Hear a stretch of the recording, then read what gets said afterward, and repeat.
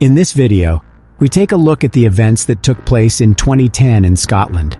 When she left home, 17-year-old Zoe Nelson was upset about an argument with her younger sister and her mother.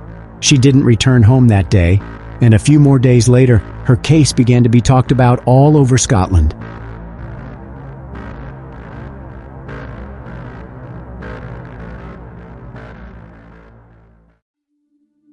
Zoe Nelson was born on August 13, 1992 in Wishaw, Scotland.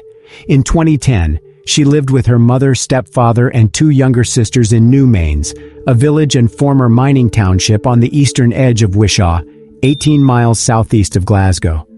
Zoe attended Motherwell College, where she was described as a popular student and where she had many friends.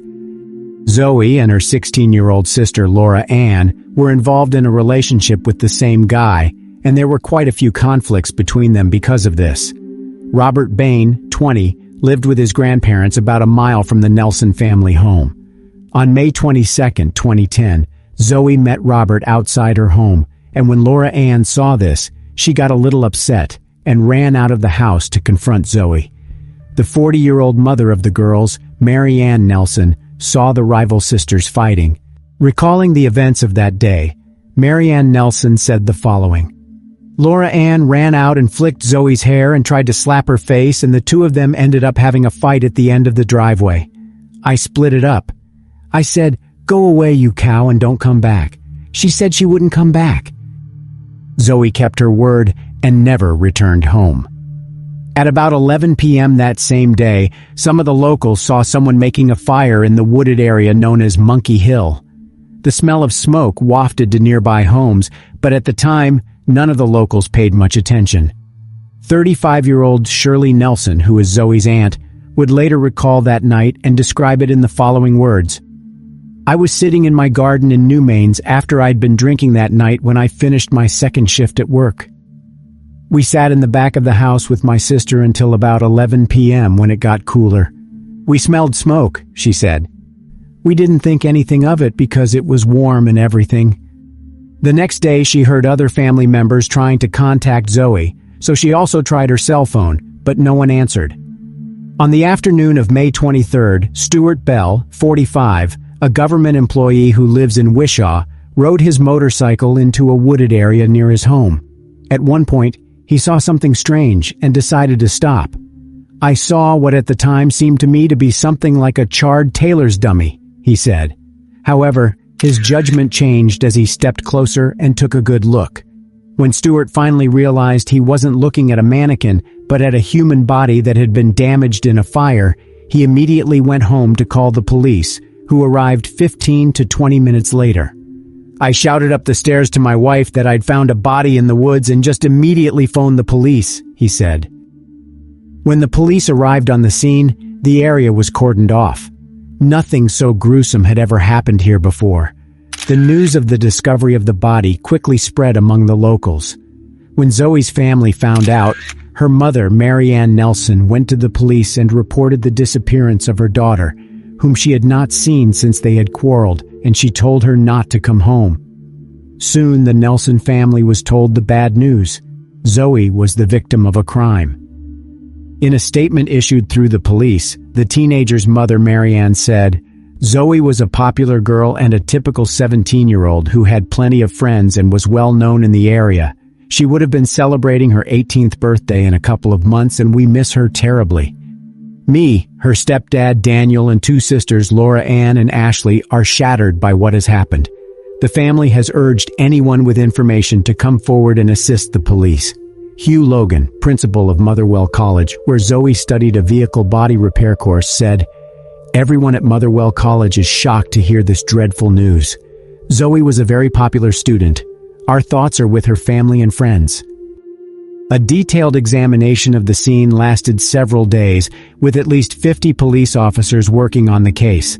Detective Derek Robertson of the police main investigation team described Zoe's death as a young life cut short and said his officers would not rest until the perpetrator was caught. He said, "It is vital that anyone who saw Zoe between 5 p.m. and 11:20 p.m. on Saturday night come forward and assist us. It was the hottest day of the year, and we know that the area would have been busy with people taking shortcuts, sunbathing, and walking their dogs. There are a lot of dirt trails in the area, one crossing by the spot where Zoe's body was found. He added, "We are anxious to hear from anyone who is passing through the area or looking at it from one of the houses that back onto it if they saw anything suspicious." Zoe was described as 5 feet 6 in tall, of heavy build, with collar-length brown hair. She was last seen wearing gray tracksuit bottoms, a white long-sleeve t-shirt, and black Nike trainers.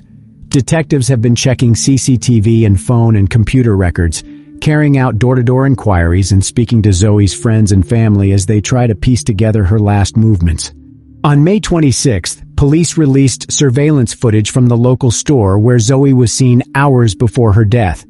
These small pieces of information were essential to the investigation. They allowed police to piece together Zoe's movements and eventually determine what happened to her and lead to the arrest of the person responsible for her death. Police said the public response to requests for information was slower than they had hoped. They had now set up a special email address so that people could contact them. The officers hoped that those who would not speak to them face-to-face would use this and other methods to report important information. Upon examination of the crime scene, a cap from a bottle of Sierra Silver tequila in the shape of a red plastic sombrero was found near the body, and a corresponding empty bottle was found on the other side of a small walkway nearby. Forensic experts estimated that Zoe's body may have been exposed to fire for 7 hours, so there was limited opportunity to determine the exact cause of death. When found, the body had a plastic bag partially melted over most of the face, so pathologists said the most likely cause of death was some form of asphyxiation. The palm of the right hand remained relatively undamaged, and 2 DNA samples were obtained from it. One DNA sample belonged to Zoe Nelson herself, and the other to a currently unknown man. The cause of death was officially recorded as undetermined. By May 28th, the police had received several witness statements. One witness said that at about 5:15 p.m. on May 22nd, he saw Zoe with a man who was very drunk and violent toward her, hitting her in the head. Another witness said he saw Zoe Nelson walking past his home in Newmains in the company of a man with a tattooed face. A third witness saw Zoe and a man of similar appearance in Newmains and said, "He just looked angry, hit a lamppost as he walked by, and said he was going to take someone's life tonight." There were other witnesses, and when asked to describe the man Zoe was with, they all described the same young man, 20-year-old Robert Bain. Despite his age, Robert Bain already had a criminal history. He had previously spent 18 months in prison for robbery and had been released just 7 weeks before Zoe Nelson's death. He had been arrested 4 times for possession of illegal substances, but because he was a juvenile, there were no serious consequences for him. Investigators began to consider Bain as a prime suspect, and while they pondered their next steps, Robert Bain went to the police himself. Shortly before 6 p.m. on May 28th, Robert Bain walked into the police station in Wishaw and said he wanted to make a statement. He looked heavily intoxicated and was slurring his words. Bain said he had been in Motherwell a few days earlier, and a man named Stuart Campbell had gotten on the bus on the way back. According to Bain, he approached Stuart Campbell and asked him, "Were you with Zoe on Saturday night?" To which he stated, Campbell replied, "Yes, I took her life." This was the first time the police had heard the name Stuart Campbell since the investigation began, while they heard Bain's own name all the time, so they arrested him the same day. However, there was also a very good reason for the arrest, which the general public would only learn about during the trial. When he was formally arrested, Bain stated that he last saw Zoe on the morning of May 22nd after a chance encounter when he went to the local newsstand to buy cigarettes. On the morning of May 29th, the police released a statement saying, "A 20-year-old man was arrested and is currently in police custody in connection with the death of Zoe Nelson." Tests on a swab taken from Zoe Nelson's hand showed the presence of Nelson's DNA and traces of another person, which were found to match parts of Bain's DNA profile. Matching DNA from Nelson and Bain was found on both the tequila bottle and on its cap, found near the body. The forensic expert suggested that the presence of the DNA inside the cap was due to the fact that both drank from the bottle and then put the cap back on. The scientific findings would support the conclusion that DNA from Robert Bain had been deposited between the fingers and on the right palm of Zoe Nelson, said the expert Marie Campbell. The odds against the DNA and the red plastic sombrero lid coming from anyone but Bain were 10 million to 1. Robert Bain was charged in connection with the death of Zoe Nelson on the basis of multiple eyewitness accounts and DNA evidence. He pleaded not guilty, acted defiantly, and even confronted one of the investigators. He also denied an earlier assault on Zoe, reported by a witness, when Bain struck her in the head with his fist. On June 16, 2010, hundreds of people came to Zoe Nelson's funeral. The service was held at Coltness Memorial Church in her hometown of Newmains, before Zoe was buried at Cambusnethan Cemetery, Wishaw. Zoe's mother, Mary Ann Nelson, and sisters, Ashley and Laura Ann, were among more than 200 mourners, as was her grandmother, Annette Nelson. Reverend Graham Rayburn, who led the service, said the number of people in the church showed what an impact Zoe had during her short life. As I look around today, it is very clear that Zoe Nelson touched the lives of so many people, he said. She was a typical teenager, just like so many of you gathered here.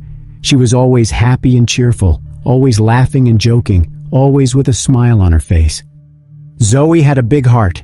She always had time for young children, and she would go out of her way to help support her friends if she was able. Reverend Rayburn said that Zoe, who would have turned 18 next month, was a bit of a tomboy, describing her as a petrolhead who loved fast cars and was also a keen Ranger supporter. He told how Zoe never had a chance to meet her new nephew, born a few weeks after her death. She had also wanted to wait until she was 18 to make contact with her biological father, which she never had the chance to do. On March 1, 2011, the trial of Robert Bain began, and he continued to insist that he was innocent.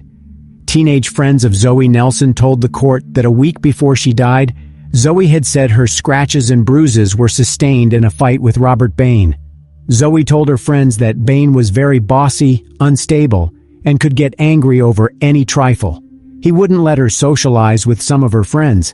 Although Zoe Nelson and Robert Bain's relationship could not be called serious, since he had been out of prison for less than 2 months, but he had a great influence on Zoe, and also maintained a relationship with her 16-year-old sister, Laura Ann. Laura Ann Nelson was just as involved in a relationship with Robert Bain as her sister Zoe. Even before Zoe's body was discovered by a bystander, Laura Ann knew her sister was dead. She had kept this secret for 5 days. The police had not previously made this information public, but at the trial it was revealed that Bain had led Laura Ann to the place where her sister's body lay. Laura Ann, who testified in court from behind a screen so she could not see Bain, said that on the morning of May 23rd, the day after she and Zoe had an argument, she went to Bain's address to return some items of clothing to him. When she arrived, she said Robert looked nervous and had been drinking vodka. Shortly afterwards, they left the house, and Bain told her that he wanted to show her something. She said he led her to the place where Zoe's body lay. Laura Ann said during her court questioning that she realized it was her sister because she recognized the Ranger's tattoo on her arm. According to her, Robert had told her that he had hit Zoe, and when she tried to hit him back, he lost his temper and took her life, and then used gasoline to try to destroy any trace of the crime. Laura Ann also admitted to walking with Bain the day after the body was found, and subsequently visited his home and spent some time in his bedroom listening to music. She also spent about an hour on the phone with him. Laura Ann's friend, who also testified at the trial, described her as happy and normal, at a time when she knew her sister was dead. When asked why she didn't tell the police everything during her first interrogation, she said, "I didn't tell them because I was afraid my mother wouldn't believe me and think I was responsible for Zoe's death." The jury also heard Laura Ann Nelson say that Robert Bain threatened that she would get the same thing as Zoe if she told anyone about what he had done. On March 25, 2011, A jury of 7 men and 7 women handed down a unanimous guilty verdict. Bain had to be physically restrained as the jury delivered their unanimous verdict at the High Court in Edinburgh. The handcuffed bodybuilder jumped up in the dock and began struggling violently with security officers and police, headbutting one of them. He also shouted insults and threats at Zoe Nelson's family, forcing the court to be cleared while officers restored order. After a 20-minute adjournment, Judge Lady Dorian agreed to recommence the trial in Bain's absence. Robert Bain was acquitted of stealing alcohol from an Asda store in New Mains on May 22nd and disorderly conduct when he yelled, cursed, and waved a knife in various streets in Wishaw that same day. Bain was also acquitted of stealing Zoe's cell phone, which was found in the woods, and of threatening a police officer during an interview at the Motherwell police station on May 28th. On April 27, 2011, Robert Bain was sentenced to life in prison with a minimum term of 20 years for taking the life of Zoe Nelson. He received another 6 years for the obstruction of justice charge. Both of his sentences must be served concurrently. Jailing him, Judge Lady Dorian told Bain, "This was an appalling crime, the circumstances of which are properly to be described as shocking." As the Nelson family left court, Zoe's aunt, Shirley Nelson, 35, said they were disappointed by Bain's 20-year minimum sentence. "A life should mean a life. We should go back to the old days and bring back hanging," she said. "All we can say now that all this is over is, as a family, we would like to thank everyone for the help and support that has been given to us all. Now, as a family, we have to come to terms with the fact that we will never see Zoe again, as her life was cut short at the evil hands of Robert Bain." Speaking on behalf of the family after the verdict, Zoe's uncle, Stephen Hines, said Bain deserved it. He added, "His reaction in court just shows how threatening he is. He's an animal. He knows he's guilty. End of story." After the court hearing, Officer Derek Robertson, who investigated the case, said that Bain showed no remorse for his heinous actions. "Today, when the verdict was raised, you saw what he can do. So, the streets will be a lot safer, and hopefully the Nelson family can move on knowing that he is behind bars," he said. On Christmas Eve, 2022, 29-year-old Laura Ann Nelson was found dead in her apartment after not being heard from for days. She was left with 2 children, ages 3 and 4. Her death was not considered criminal because Laura Ann had health problems, namely type 1 diabetes.